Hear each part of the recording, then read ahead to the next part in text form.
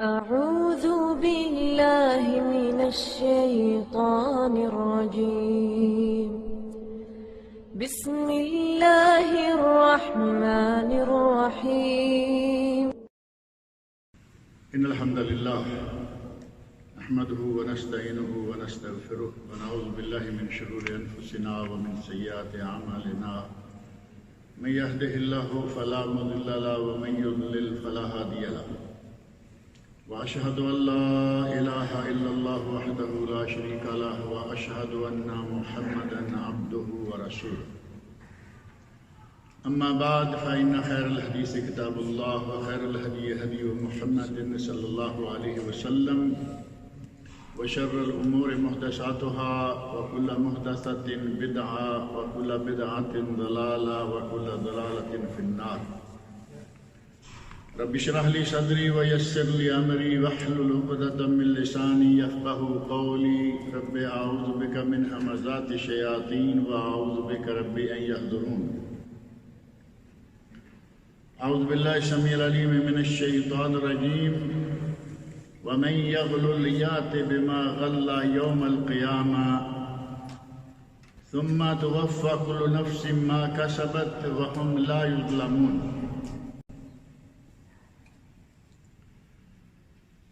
مسلمانوں کو اللہ رب العزت نے بعض ایسے اوصاف سے نوازا ہے جو دوسری کسی قوم میں یا کسی بھی دوسرے مذہب والے میں وہ اوصاف نہیں ہیں، اور وہ امتیازی اوصاف جو صرف اللہ نے مسلمانوں کو دیے ہیں، ان میں سے پہلی چیز ہے اللہ رب العزت کو اپنے لیے ہر وقت نگران سمجھنا. آپ کمرے میں بند ہوں یا کھلے میدان میں ہوں، دن کا وقت روشنی ہو وہی رات کو اندھیرا ہو، آپ کسی بھی حالت میں ہیں، مسلمان کو اللہ نے یہ وصف دیا ہے کہ وہ ہر جگہ اس بات پر ایمان رکھتا ہے کہ مجھے میرا اللہ دیکھ رہا ہے. اور یہ ایسی چیز ہے کہ اگر کسی کے دل میں یہ بیٹھ جائے کہ مجھے میرا اللہ دیکھ رہا ہے تو یقیناً گناہوں میں بہت ہی کمی آ جائے. بشری تقاضے کے مطابق اگر کوئی گناہ ہو بھی جائے تو اللہ رب العزت نے توبہ کا دروازہ کھلا رکھا ہوا ہے، لیکن اگر صحیح معنوں میں ہمارے دل میں یہ بات بیٹھ جائے کہ میرا اللہ مجھے دیکھ رہا ہے، گناہ ہوگا ہی نہیں. اور یہ بات صرف مسلمانوں میں ہے، کافروں میں یہ بات نہیں ہے. دن ہو رات ہو، اندھیرا ہو روشنی ہو، اندر ہو باہر ہو، ان کو اس بات کی پرواہ نہیں ہے کہ کوئی رب بھی ہے اور کوئی دیکھ بھی رہا ہے. اور ان میں سے جو کوئی رب کو ماننے والا ہے وہ بھی آج اس مقام پر پہنچا ہوا ہے کہ جسے آپ کمیونسٹ کہہ سکتے ہیں، دہریہ کہہ سکتے ہیں. وہ بھی سمجھتا ہے کہ بس یہ دنیا خود بخود ہی چل رہی ہے، اسے چلانے والا کوئی نہیں. اور دوسرا امتیازی وصف جو مسلمانوں کو اللہ رب العزت نے دیا ہے وہ یہ ہے کہ مسلمانوں کا ایمان ہے کہ ہم نے ایک دن مرنا ہے اور ہمیں ہر چھوٹے بڑے کام کا حساب اللہ کے یہاں دینا ہے. کوئی بھی کام کریں، نیکی کریں یا برائی، وہ نیکی بالکل چھوٹی ہو یا بہت بڑی، ہمارا ایمان ہے کہ وہ ہمارے آگے آنے والی ہے. ہمیں قرآن کریم میں اللہ رب العزت نے یہ سبق دے رکھا ہے کہ تمہارے ہاتھ میں وہ کتاب دے دی جائے گی جس میں ہر چھوٹی بڑی چیز لکھی ہوئی ہوگی، اور اسی وقت انسان کہے گا ما لہذا الکتاب لا یغادر صغیرۃ ولا کبیرہ. اس کتاب کو کیا ہے کہ اس نے کوئی چھوٹی بڑی چیز چھوڑی ہی نہیں. ہر چھوٹی بڑی نیکی، ہر چھوٹا بڑا گناہ، ہر چیز لکھی ہوئی ملے گی۔ یہ بھی مسلمانوں کے ساتھ خاص ہے، کافروں میں یہ بات نہیں ہے۔ اور یقینی بات ہے کہ اگر یہ بات بھی ہمارے دل میں بیٹھ جائے، مانتے تو ہم سب ہیں، مانتے تو سب ہیں کہ مرنا ہے، لیکن ہمیں اپنی موت یاد نہیں آتی۔ قبرستان میں کھڑے بھی دنیا کی بات ہے، قبرستان میں کسی کو دفن کرنے گئے ہوئے ہیں، وہاں بھی دنیا کی بھائی سناؤ کیسا چل رہا ہے، بزنس کیسا، کہاں آئے ہوئے ہو، کیا باتیں کھول کے بیٹھ گئے۔ اگر دل میں موت کا صحیح تصور، قبر کا تصور، اللہ رب العزت کے یہاں پیش ہونے اور حساب و کتاب کا تصور دل میں بیٹھ جائے تو پھر سمجھیں کہ آدمی مسلمان صحیح معنوں میں بن سکتا ہے۔ ہم سب یہ تو مانتے ہیں کہ مرنا ہے، اللہ کے سامنے سوال و جواب ہوگا، مانتے ہیں، لیکن کہاں سے؟ صرف زبانی حد تک، اندر ہمارے یہ بات نہیں جاتی۔ اگر دل میں جا کے بیٹھ جائے تو پھر سمجھیں کہ اس نے مانا ہے، اور اگر اندر بیٹھ گئی تو آدمی سدھر گیا۔ اگر اس بات کا یقین ہو جائے کہ ہمیں پوچھا جائے گا تو آدمی خود بخود سدھر جاتا ہے، لیکن ہمارے یہاں یہ بات جو ہے وہ دل کی حد تک نہیں جاتی، زبان پر رہتی ہے، تھوڑی بہت کبھی دل میں گئی، کبھی ڈر گئے، دوسروں کو دیکھا سب کر رہے ہیں، ہم بھی اسی لائن پر چڑھ جاتے ہیں۔ ہمارے سامنے آج ایک ایسا مسئلہ ہے جو کہ بہت ہی پھیلا ہوا ہے، ہر چھوٹا بڑا اس میں مبتلا ہے، الا ماشاء اللہ، سوائے ان کے جنہیں اللہ رب العزت نے بچا رکھا ہوا ہے۔ اور یقیناً ایسے لوگ ہمیشہ ہوا کرتے ہیں کہ جو بلوا کی شکل میں گناہ آ جائے، یعنی ہر جگہ گناہ وہ نظر عام آ رہا ہے، اس وقت بھی اللہ کے کچھ بندے ہوتے ہیں جو محفوظ ہوتے ہیں۔ آج بلوا کس چیز کا ہے؟ سرکاری املاک، گورنمنٹ کی جو املاک ہوتی ہیں ان میں سے جتنا کھا سکتے ہو کھا جاؤ۔ گورنمنٹ کس چیز کا نام ہے؟ گورنمنٹ تو ہم ہی ہیں نا سارے، مال کن کا ہے؟ ہمارا، اور گورنمنٹ ہم ہیں، اور ہم ہی اگر کھانے پہ اتر آئیں گے تو وہ مال کہاں جائے گا؟ آپ اپنے ملکوں میں اندازہ کر کے دیکھیں، اور یہاں بھی یہ چیز کہیں ایسا نہیں ہے کہ ایک ملک میں، یہ بات ہر ملک میں موجود ہے کہ سرکاری املاک کو یوں کھایا جاتا ہے جیسے اپنی کمائی ہے، ترن والا سمجھ کر اس کو ہضم کیے چلے جاتے ہیں، جبکہ سرکاری املاک جب تک ولی امر اجازت نہ دے اس میں سے کچھ بھی لینا جائز نہیں ہے۔ سرکاری املاک کی میں ایک مثال دوں تاکہ آپ کو آسانی سے سمجھ میں آ جائے۔ ریل کی پٹڑی گزر رہی ہے، اس کے پاس کافی دور دور تک گورنمنٹ نے جگہ چھوڑی ہوئی ہوتی ہے کہ یہ جگہ چھوڑی رہے، اللہ نہ کرے کبھی حادثہ ہو جائے، یہ گھر تباہ نہ ہو جائے۔ اور ہمارے یہاں آپ جانتے ہیں ساتھ ریل کی تھوڑی سی جگہ چھوڑ کر باقی سارے مکان بنے ہوئے ہیں، گورنمنٹ کے کھاتے سے زمین ہضم کیے ہوئے ہیں، کوئی پوچھنے والا نہیں۔ بعض ندی نالے ہیں، ان ندی نالیوں کے ساتھ گورنمنٹ نے جگہ چھوڑی ہوئی ہے۔ ہمارے یہاں ایک لفظ استعمال ہوتا ہے شاملات، پاکستان میں پنجاب میں تو خاص طور پر شاملات۔ شاملات ہر اس زمین کو کہیں گے جو گورنمنٹ کی، کسی کی ملکیت نہیں ہے، کسی کے نام وہ رجسٹرڈ نہیں ہے، وہ شاملات۔ شاملات پہ جس کا زور چلے وہی استعمال کر لیتا ہے، یہ سراسر حرام ہے۔ مال غنیمت کیا ہوتا ہے؟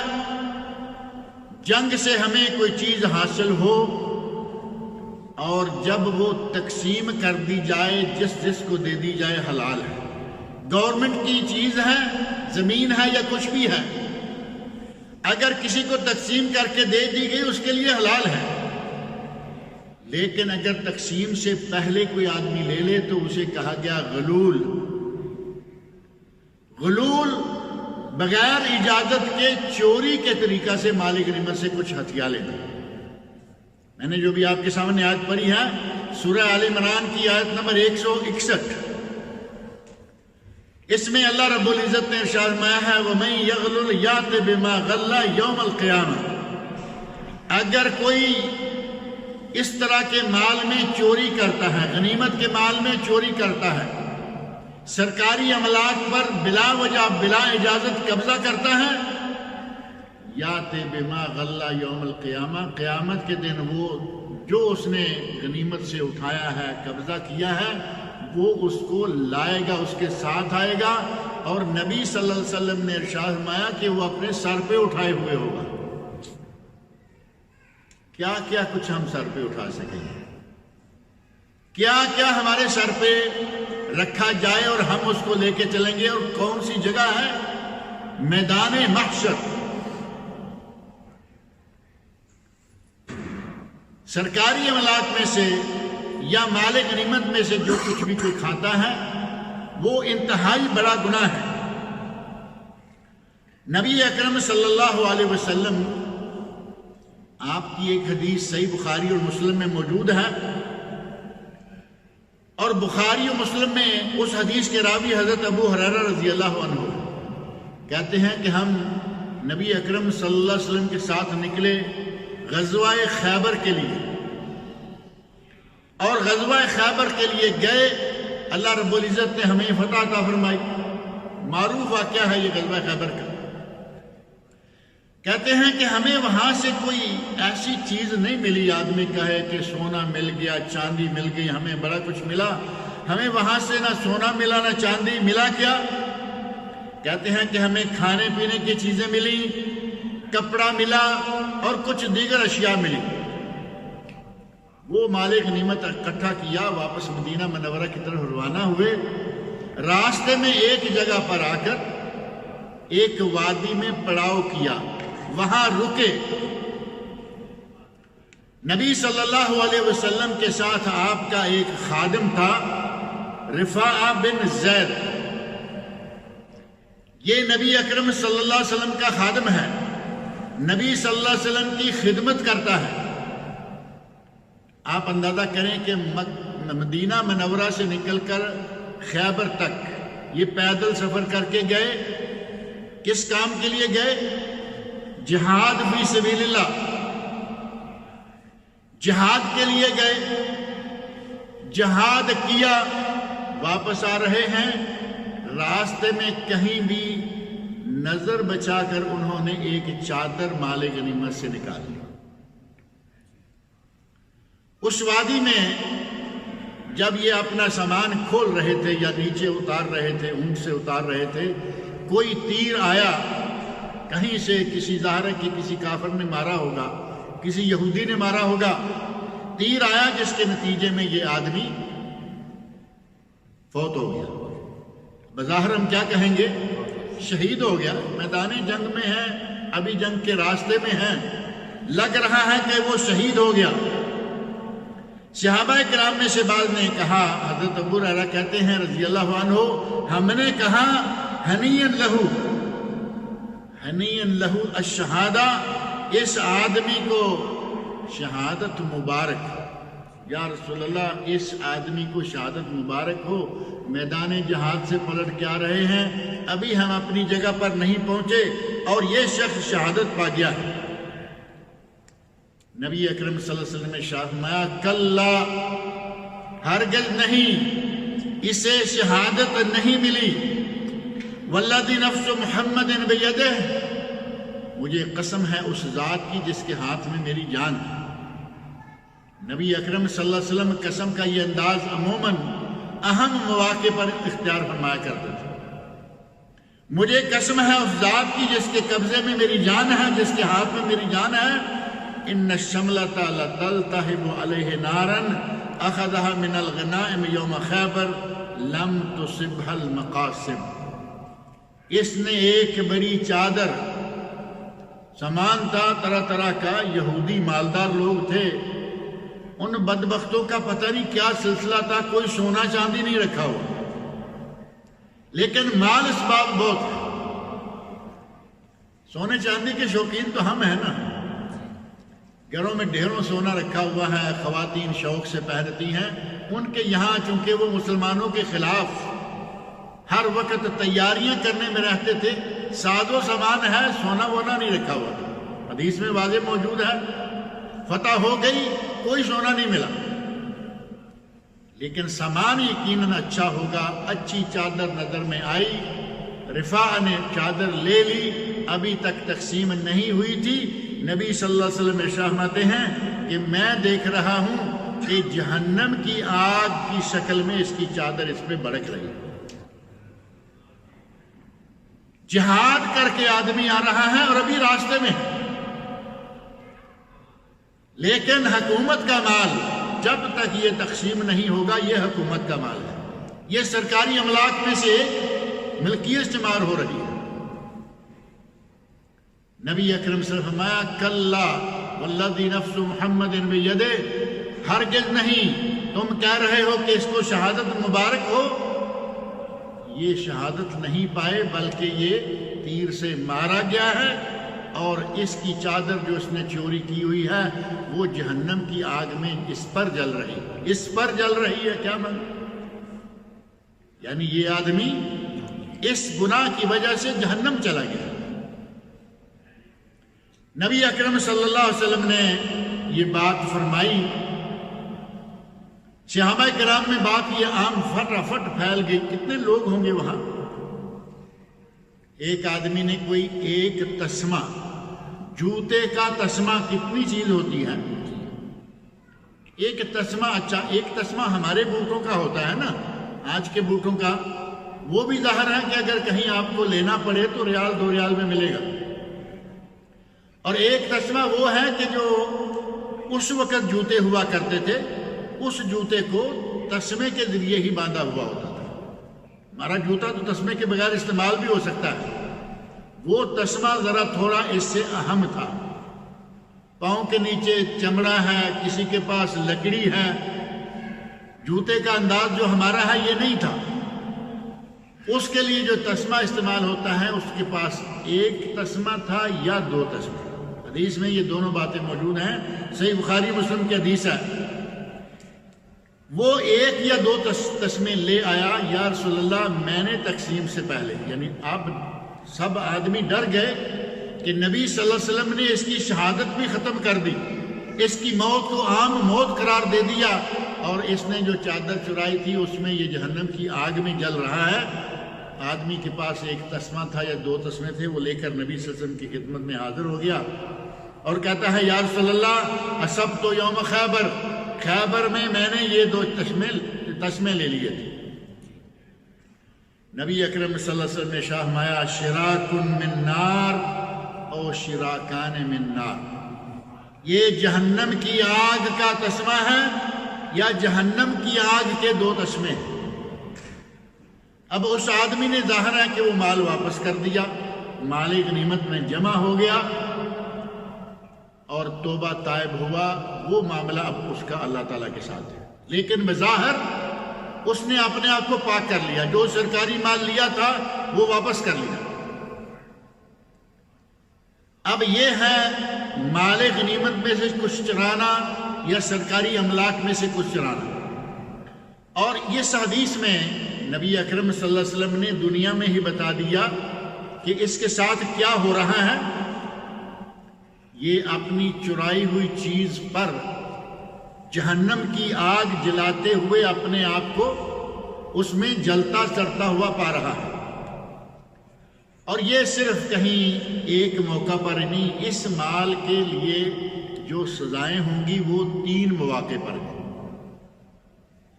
ایک موقع یہ جو حدیث میں آ گیا، اسی وقت نبی اکرم صلی اللہ علیہ وسلم نے فرما دیا کہ یہ آدمی، اب یہ موقع کون سا ہے، اس کو قبر میں ڈالا جائے گا۔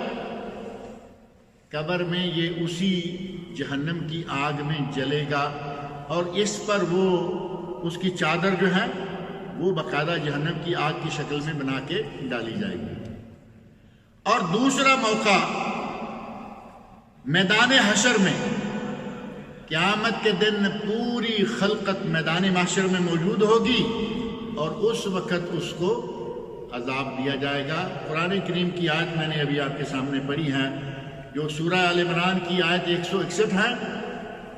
اللہ نے فرمایا جو آدمی چوری کرے گا، غلول کرے گا، قیامت کے دن آئے گا میدان محشر میں، اور جو اس نے چوری کی ہوگی وہ اس کے پاس ہوگی، ساتھ ہوگی۔ ثم توفی کل نفس ما کسبت، یہاں میدان محشر میں جس نے جو فعل، جو کام، جو کرتوت کیے ہوں گے، ان سب کا ان کو بدلہ دیا جائے گا۔ وہم لا یظلمون، اور کسی پر کوئی ظلم نہیں کیا جائے گا۔ گویا میدان محشر میں بھی ان کو سزا ہوگی۔ قرآن کریم میں آیا، اور قبر میں سزا ہوگی، نبی اکرم صلی اللہ علیہ وسلم کی اس حدیث میں آیا۔ اور آخرت میں انجام کیا ہوگا؟ اس آدمی کو جہنم میں ڈالا جائے گا۔ اور یہ حدیث بھی صحیح بخاری اور صحیح مسلم میں موجود ہے۔ حضرت عمر فاروق رضی اللہ عنہ اس حدیث کے راوی ہیں۔ صحابہ کرام نبی اکرم صلی اللہ علیہ وسلم کے پاس ساتھ قبرستان کے پاس سے گزر رہے ہیں، اور صحابہ میں سے ایک نے کہا فلان شہید، یہ قبر فلاں شہید کی ہے، آپ خاموش رہے۔ دوسری قبر کے پاس سے گزرتے ہوئے کہا گیا فلان شہید، یہ فلاں شہید کی قبر ہے، آپ خاموش رہے۔ اور جب تیسری مرتبہ کہا گیا فلان شہید کہ یہ فلاں شہید کی قبر ہے، نبی اکرم صلی اللہ علیہ وسلم نے فوراً فرمایا کلا، ہرگز نہیں، یہ شہید نہیں تھا۔ اب یہ باتیں میں آپ تو نہیں کر سکتے نا۔ نبی اکرم صلی اللہ علیہ وسلم کے ساتھ اللہ رب العزت کا ایک خاص تعلق تھا۔ پہلا شہید خاموش ہے، دوسرا شہید خاموش ہے، اور تیسرے کو شہید کہا تو نبی اکرم صلی اللہ علیہ وسلم نے فرمایا کلا، ہرگز نہیں، انی رأیتہ فی النار فی بردہ غلہا او اباء، میں نے اسے جہنم میں دیکھا ہے، اور اس کے جہنم میں جانے کا سبب کیا ہے؟ اس نے ایک بڑی چادر مال غنیمت میں سے چرائی تھی، یا اباء، اباء تو میرا خیال معروف ہے نا، یہاں عورتیں جو برقع پہنتی ہیں ابایا کہتے ہیں اس کو۔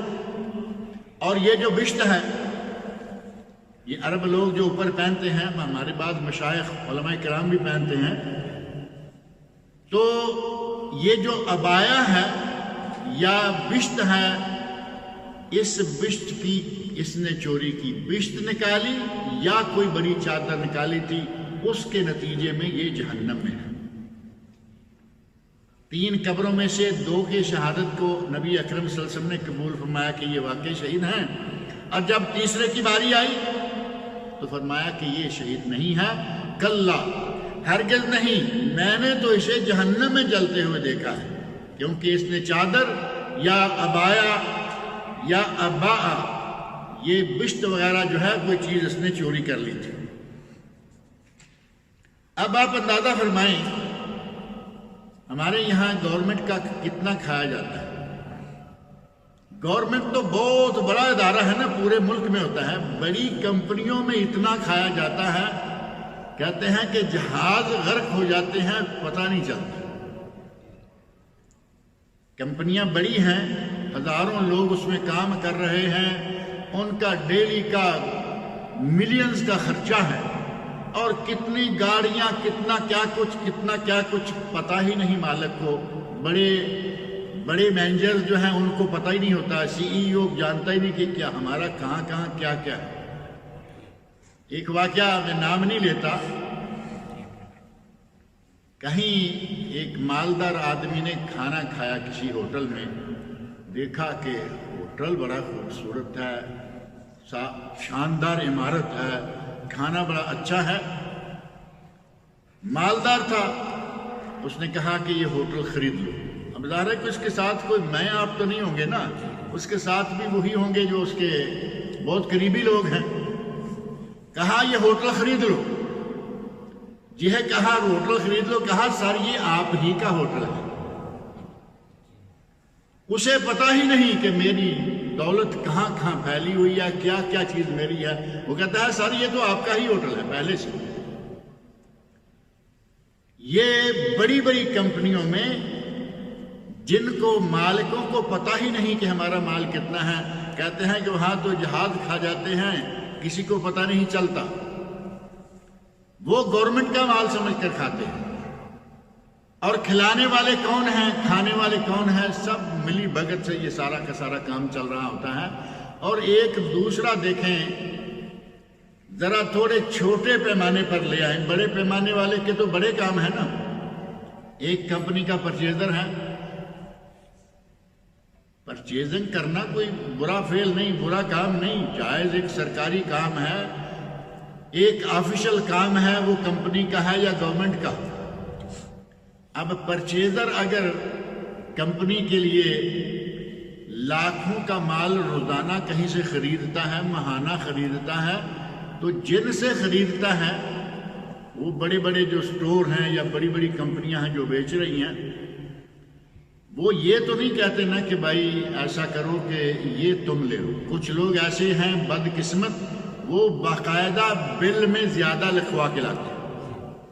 چیز لی 1 لاکھ کی، کہاں 1.25 لاکھ کا بل بنا دو، 1,20,000 کا 10، اس کا کیا لگ رہا ہے. کہنا ہے سامنے والے کو لالچ ہے کہ یہ ہمارا پکا کسٹمر ہے اور پکا ہو جائے گا، وہ بنا دیتا ہے. اب اس نے یہاں دیا 1 لاکھ اور کمپنی سے کتنا لیا، 1,20,000 10,000 جتنا بھی لکھوایا ہے. حرام آیا یا نہیں آیا؟ یہ تو ہے بڑا کھلا کھلا دن کی روشنی میں حرام کھانے والی بات. اور ایک ذرا تھوڑا گھما کے حرام کھانے کا طریقہ بھی ہے، وہ سیدھا سیدھا نہیں، گھما کے. اور اتفاق ایسا ہے کہ اس کی ایک مثال جو ہے وہ نبی صلی اللہ علیہ وسلم کے عہد مبارک میں ملتی ہے. گھما کے کھانے والے کون ہیں؟ سامان خریدا جا رہا ہے، کمپنی نے بھیجا کام کے لیے، فلاں لے کے آؤ، فلاں لے کے آؤ، لے کے آئے. اور جو سٹور والے ہیں، بڑے بڑے سٹاکسٹ ہیں، انہوں نے کہا سر آج رات آپ کے گھر میں سلاجہ آئے گا، ذرا اتروا لینا. سلاجہ کیوں آ رہا ہے؟ پیسے دیا اس نے؟ پیسے کمپنی کے ہیں. اور وہ سلاجہ اس لیے آ رہا ہے کہ یہ یہیں آیا کرے، وہ ساتھ والے کے پاس نہ جائے گا. اب یہ اگر سمجھتا ہے کہ یہ میری بہادری ہے، میری کوئی چلاکی ہے، یہ تو آدمی اپنے آپ کو میرے خیال اوور کلیور سمجھتے ہیں کہ دو جی تنخواہ الگ سے ہمارا یہ اور یہ ایسا چل رہا ہے، کیش بھی لے رہے ہیں، کھا رہے ہیں. اس طرح آئٹمز کی شکل میں قیمتی قیمتی آئٹمز بھی لے رہے ہیں، کھا رہے ہیں، اور یہ سارے کا سارا حرام ہے. نبی اکرم صلی اللہ علیہ وسلم نے ایک آدمی کو بھیجا، اسے کہا کہ جاؤ مال زکوٰۃ اکٹھا کر کے لاؤ. وہ مال زکوٰۃ اکٹھا کرنے کے لیے گئے اور وہاں جا کے مال زکوٰۃ اکٹھا کیا، اور جب فارغ ہوئے تو آ کے نبی صلی اللہ علیہ وسلم کے سامنے وہ مال جو ہے وہ پیش کرنا شروع کر دیا اور کہا کہ یا رسول اللہ یہ سارے کا سارا جو ہے وہ آپ کا ہے، یہ سارے کا سارا مال جو ہے یہ آپ کا ہے. اور اس میں سے کچھ ایک طرف نکال دیا اور کہا کہ یہ میرا ہے. نبی صلی اللہ علیہ وسلم نے پوچھا کہ یہ تیرا کیسے ہے؟ تو وہ کہتا ہے کہ یا رسول اللہ یہ مجھے انہوں نے ہدیہ دیا تھا، یہ انہوں نے مجھے ہدیہ دیا تھا. نبی اکرم صلی اللہ علیہ وسلم ارشاد فرماتے ہیں افلا قعدت فی بیت ابیک و امک، تم اپنی ماں باپ کے گھر میں کیوں نہ بیٹھے رہے، فنظرت ایہدی لک ام لا، اور تم دیکھتے کہ تمہیں یہ ہدیہ وہ قبیلوں والے بیچتے رہے یا نہ بیچتے. اپنے ماں باپ کے گھر میں بیٹھے رہتے، ہمارے کام میں نہ جاتے، تو پھر تم دیکھتے کہ یہ ہدیہ تمہیں آ رہا ہے یا نہیں آ رہا ہے. یعنی نبی صلی اللہ علیہ وسلم نے صاف طور پر کہا ہم نے تمہیں کام بھیجا اور انہوں نے تمہیں جو کچھ بھی دیا، یہ پہلے سارے مال کے اندر اس کو بھی شامل کر. اور نبی اکرم صلی اللہ علیہ وسلم نے ساتھ ہی فرمایا صرف اس ایک آدمی کو اتنا کہا، اور پھر شام کو آپ نے باقاعدہ سارے صحابہ کے سامنے خطبہ دیا، کسی کا نام نہیں لیا۔ نبی اکرم صلی اللہ علیہ وسلم کی عادت مبارکہ تھی کہ آدمی کا نام لے کر اس کو لوگوں کے سامنے ذلیل نہیں کیا کرتے تھے۔ خطبہ دیا، اس میں فرمایا پہلے اللہ کی حمد و ثنا بیان فرمائی اور فرمایا اما بعد، یہ تو معروف ہے نا کلمہ، اما بعد فما بال العامل نستعملہ، اس گورنر کا، اس کلیکٹر کا، اس آدمی کا کیا حال ہے جسے ہم کام کے لیے بھیجیں، وَيَأْتِينَا فَيَقُولُ، اور وہ واپس آتا ہے اور آگے کہتا ہے هَذَا مِنْ عَمَلِكُمْ، یہ تو آپ کے کام کے لیے، جو اس کام کے لیے گیا تھا یہ تو وہ ہے، وَهَذَا أُهْدِيَ لِي، اور یہ مجھے ہدیہ دیا گیا ہے، أَفَلَا قَعَدَ فِي بَيْتِ أَبِيهِ وَأُمِّهِ، وہ اپنے ماں باپ کے گھر میں بیٹھا رہتا، فَنَظَرَ هَلْ يُهْدَى لَهُ أَمْ لَا، اور دیکھتا کہ اسے یہ ہدیہ کوئی بھیجتا ہے یا نہیں، اور پھر ساتھ یہ ارشاد فرمایا فَوَالَّذِي نَفْسُ مُحَمَّدٍ بِيَدِهِ، قسم ہے مجھے اس ذات کی جس کے ہاتھ میں میری محمد صلی اللہ علیہ وسلم کی جان ہے، لَا يَغُلُّ أَحَدُكُم مِّنْهَا شَيْئًا إِلَّا جَاءَ بِهِ يَوْمَ الْقِيَامَةِ يَحْمِلُهُ علی عنقہ، جس نے کوئی چیز چرائی، جس نے کوئی چیز اس طرح اپنے قبضے میں لی، قیامت کے دن آئے گا وہ چیز اس کی گردن پر ہوگی۔ میں نے پہلے ذکر کیا نا، اللہ رب العزت نے مختصر فرما دیا اور نبی صلی اللہ علیہ وسلم نے واضح طور پر فرما دیا کہ وہ چیز اپنے اوپر اٹھائے ہوئے، اس کی گردن پر، اس کے سر پر، اس کے کندھے پر وہ چیز ہوگی۔ ان کان بعیرن جاء بہ لہ رغا، اگر اس نے اونٹ چرایا تو اونٹ اس کے اوپر لادا ہوا ہوگا اور اونٹ بلبلا رہا ہوگا، اونٹ کے بلبلانے کی آواز آ رہے گی۔ وَإِنْ كَانَتْ بَقَرَةٌ جَاءَ بِهَا لَهَا خُوَارٌ، اگر گائے چرائی ہوگی تو وہ اس نے اپنے اوپر اٹھائی ہوگی اور اس گائے کی آواز ہوگی۔ خوار کا لفظ آپ کو معلوم ہے، سامری نے جو گائے بنائی تھی موسیٰ علیہ السلام کے واقعہ میں، اس کے لیے بھی یہ الفاظ موجود ہے وہاں بھی لہو خوار، کہ اس کی باقاعدہ بچڑا جو بنایا تھا اس کی باقاعدہ آواز تھی۔ وَإِنْ كَانَتْ شَاةً جَاءَ بِهَا تَيْعَرُ، اگر بکری تھی، بکری چرائی تھی تو بکری اس نے اٹھائی ہوئی ہوگی اور وہ منمنا رہی ہوگی، بکری منمناتی ہے نا، اس کی آواز جو ہے وہ منمنا رہی ہوگی۔ حضرت ابو حمید ساعدی رضی اللہ عنہ اس حدیث کے راوی ہیں جو کہ صحیح بخاری شریف میں ہے، کہتے ہیں ثم رفع رسول اللہ صلی اللہ علیہ وسلم یدہ، پھر نبی اکرم صلی اللہ علیہ وسلم فقد بلغت، آپ نے ارشاد فرمایا کہ میں نے تمہیں پہنچا دیا کہ کس کا نتیجہ کیا نکلنے والا ہے، اور پھر آپ نے اپنا دست مبارک بہت اونچا اٹھایا، کہتے ہیں حتی انا لننظر الی افرت ابطیہ، ہم نبی صلی اللہ علیہ وسلم کی بغلوں کی سفیدی دیکھ رہے ہیں، یعنی آپ نے جیسے کہتا ہے نا یا اللہ تو جانتا ہے کہ میں نے تیرا دین جو ہے وہ پہنچا دیا ہے۔ اور ایک قدر طویل حدیث ہے، جس حدیث میں نبی اکرم صلی اللہ علیہ وسلم ارشاد فرماتے ہیں کہ جس آدمی نے جو کچھ چرایا ہوگا، صحیح بخاری اور صحیح مسلم کی متفق علیہ حدیث ہے یہ، حضرت ابو ہریرہ رضی اللہ عنہ فرماتے ہیں قام فینا رسول اللہ صلی اللہ علیہ وسلم ذات یوم، ایک دن نبی صلی اللہ علیہ وسلم ہمارے مابین کھڑے ہوئے، خطبہ یا واعظ کے لیے آپ کھڑے ہو گئے، فذکر الغلول فعظمہ وعظم امرہ، نبی صلی اللہ علیہ وسلم نے اس طرح کی غنیمت کی یا سرکاری مال کی چوری کے بارے میں ذکر کیا اور اس معاملے کو کچھ اس انداز سے بتایا کہ یہ بہت ہی بڑا گناہ ہے، اور پھر ارشاد فرمایا لا الفین احدکم یجیء یوم القیامہ علی رقبتہ بعیر لہ رغا، قیامت کے دن میں دیکھ رہا ہوں کہ قیامت کے دن آدمی آئے گا، اس کی گردن پر اونٹ ہوگا، اونٹ لادا ہوا ہوگا جو بلبلا رہا ہوگا، اور وہ آدمی کہے گا یا رسول اللہ اغثنی، اے اللہ کے رسول میری مدد کیجئے، اونٹ اتروائیے، اور میں کہوں گا لا املک لک شیئا، میں تیرے لیے کچھ نہیں کر سکتا، قد ابلغتک، میں نے یہ بات پہنچا دی تھی، میں نے یہ بتا دیا تھا کہ اس چوری کا کیا انجام ہونے والا ہے۔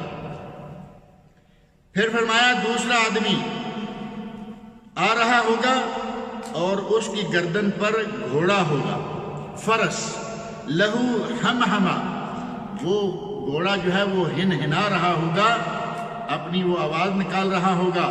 یہ آدمی کہے گا یا رسول اللہ اغثنی، یا رسول اللہ میری مدد کیجئے، گھوڑا میری گردن سے اتروائیے۔ آپ فرمائیں گے لا املک لک شیئا، میں تیری کوئی مدد نہیں کر سکتا، قد ابلغتک، میں نے تجھے پہنچا دیا۔ تیسرا آدمی فرمایا آئے گا، اس کے کندھے پر بکری ہوگی، لہو سغا، اور وہ منمنا رہی ہوگی۔ یا رسول اللہ مدد کیجیے، آپ فرمائیں گے نہیں، میں نے تمہیں پہنچا دیا تھا، آج میں تیری مدد نہیں کروں گا۔ اور آگے ایک آدمی کے بارے میں فرمایا علی رقبتہ نفس لہو سیاح، اس کے کندھے پر جان ہوگی، انسان ہوگا، اور وہ چیخ رہا ہوگا، چلا رہا ہوگا۔ اور یہ آدمی کہے گا یا رسول اللہ میری مدد کیجئے، آپ فرمائیں گے میں تیری کوئی مدد نہیں کرتا، کیونکہ میں نے تمہیں پہنچا دیا تھا۔ اور ساتھ ہی فرماتے ہیں میں قیامت کے دن، میں دیکھ رہا ہوں کہ قیامت کے دن تم میں سے ایک شخص آئے گا اور اس کی گردن پر رقا تخفق، کچھ کپڑے ہوں گے جو باقاعدہ پھڑپھڑا رہے ہوں گے، پھڑپھڑاتا نا کپڑا ہوا کے ساتھ، کپڑے پھڑپھڑا رہے ہوں گے، اور جہاں بھی جا رہا ہوگا وہیں ظاہر ہے کہ وہ باقاعدہ اس کا اعلان۔ یہ دیکھیں معاشر کے میدان میں ہر شخص باقاعدہ انتہائی ذلت تک پہنچا ہوا ہے، سب لوگوں کو معلوم ہے کہ یہ کیا لیے آ رہا ہے اور کیوں لیے آ رہا ہے۔ کپڑے والا کہے گا یا رسول اللہ میری مدد کیجئے، آپ فرمائیں گے نہیں، قد ابلغتک، میں نے تمہیں پہنچا دیا تھا۔ اور چھٹے آدمی کے بارے میں فرمایا یہ جی یوم القیامت علی رقبتہ صامت، قیامت کے دن آئے گا اور اس کے کندھوں پر سونا چاندی ہوگی۔ صامت کا معنی خاموشی ہوتا ہے نا، یہ موبائل میں صامت ہوتا ہے، جب اس کو سائلنٹ پہ لگا دیں تو اس کو کہتے ہیں صامت لگا دیا ہے، یہ تو میرا اکثر معروف لفظ ہے نا۔ اس کے کندھے پر صامت، یعنی وہ چیز جو بول نہیں چل سکتی، سونا ہوگا، چاندی ہوگی، زمین ہوگی، کچھ بھی ہوگا، اور وہ بھی کہے گا یا رسول اللہ میری مدد کیجئے۔ نبی اکرم صلی اللہ علیہ وسلم ارشاد فرمائیں گے کہ میں تیری مدد نہیں کر سکتا، کیونکہ میں نے تمہیں پہنچا دیا تھا۔ غرض یہ کہ سرکاری اموال کی چوری سے بچنا چاہیے، وہ سرکاری اموال ڈائریکٹ گورنمنٹ کا ہو یا کمپنی کا ہو یا کسی مؤسسہ، جس چھوٹی اسٹیبلشمنٹ ہوتی ہے، کمپنیاں بڑی بڑی ہوتی ہیں، چھوٹی مؤسسہ آپ سب لوگ سمجھتے ہیں چھوٹی کمپنی، چھوٹی کمپنی کا ہو یا کسی بھی جگہ ایسا مال کہ آپ کو اس کی ذمہ داری دی گئی ہے، اس کی حفاظت کرنے کی ذمہ داری ہے اور جائز استعمال کی ذمہ داری ہے، اسے اپنی مرضی سے اپنے گھر کے لیے، اپنی ذات کے لیے استعمال نہ کریں۔ اور یہ مختلف طریقوں سے چوری، غش، احتیال، امانت میں خیانت، رشوت لے کر کسی کا کام کرنا امانت میں خیانت ہے یا نہیں؟ آپ کی ڈیوٹی ہے کہ لوگوں کا یہ کام کریں اور آپ نہیں کرتے۔ ہمارے ملکوں میں کچھ کہتے ہوں گے یہاں ہوتا ہے تال بکرا، کوئی بھی کام آیا تال بکرا، وہ تال بکرا کی تان تب ٹوٹے گی جب کچھ اس کو ملے گا۔ ہمارے یہاں ہم کہتے کل آؤ کرتے کرتے آدمی 2-4-10 کلومیٹر سے 50 کلومیٹر 200 کلومیٹر سے لوگ آتے ہیں کہ بھائی ہمارا یہ ضلعی صدر مقام ہے، یہ ہمارا صوبائی صدر مقام ہے، تو وہاں آتے ہیں، ان کو 2-4-10 مرتبہ آنا پڑے تو کیا کریں گے؟ تو مصیبت میں مبتلا ہو گئے۔ اور ان کو پھر آخر مشورہ دینے والے موجود ہوتے ہیں جن کا صرف 1% یا 2% ہوتا، کہتے ہیں صاحب کام تب کریں گے جب انہیں کچھ لگاؤ گے۔ اب یہ جو راستہ دکھانے والا ہے یہ 1% اس کا بھی ہے، اب اس کو پیسے دو۔ اور عجیب بات یہ ہے، صاحب بہت بڑے عہدے پر ہے، وہ آپ سے نہیں لیں گے، اندر جا کے کبھی اس کی جیب میں بھی ڈالنا چاہو نہیں لیں گے، کیونکہ ان کو یہاں نیچے سے جو آ رہا ہے نا، انہیں پتا ہے کہ ہمیں صرف 1% دینا پڑے گا اور ہمارا منہ بھی اس کے سامنے کالا نہیں ہوگا۔ وہ اسی طرح کرتے ہیں، چھوٹے آدمی کے راستے سے ہی وہ سارا کچھ لے رہے ہیں، اور بعض لیتے ہیں تو وہ بڑا کھلم کھلا کہتے ہیں بھائی دیکھو تم سیدھا سیدھا ہمارے ہاتھ میں دیے چلے جا رہے ہو، تھوڑا سائڈ اٹھائیں گے، کوٹ پینٹ پہنا ہوا ہے، کوٹ کی جیب ہے، یہ سیدھا سیدھا ہمارے ہاتھ میں دیے، یعنی ہاتھ میں دو گے تو حرام ہے، ان کی جیب میں ڈال کے چلے جاؤ تو حلال۔ کسی بھی طرح اس طرح کے جتنے بھی کرتوت ہیں ان سے بچیں، ان کو اپنی ذاتی ملکیت نہ بنائیں، ذاتی استعمال میں نہ لائیں۔ اگر ذاتی ملکیت اور ذاتی استعمال میں لایا گیا تو پھر آپ نے قرآن کریم کی آیت بھی سن لی اور نبی اکرم صلی اللہ علیہ وسلم کے ارشادات بھی سن لیے کہ یہ بہت ہی بڑا گناہ ہے۔ اللہ رب العزت مجھے اور آپ سب لوگوں کو امانت دار بنائے، ہمارے دلوں میں اللہ رب العزت اپنا خوف پیدا فرما دے، اور ہمارے لیے قیامت کے دن جو کچھ ہونے والا ہے اللہ رب العزت ہمیں وہاں کسی کے سامنے رسوا نہ کرے۔